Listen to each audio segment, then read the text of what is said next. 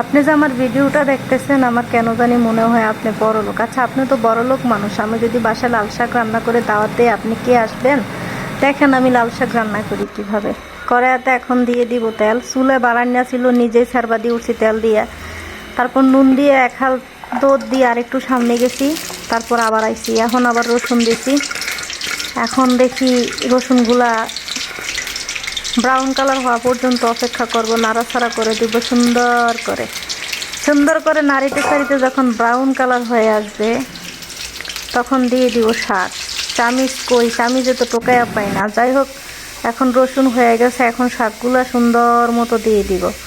শাকগুলো সুন্দর মতো দিতে গেছি, এখন আমি লাফ দিয়ে উঠছি, কারণ কড়াইটা আমার মনে হয় যে ছোটো হয়ে গেছে। আসলে আমি একটু রান্না বান্না কম পারি, তবু আপনাদের সাথে শেয়ার করলাম। এখন এটা দিয়ে ঢেকে দিব।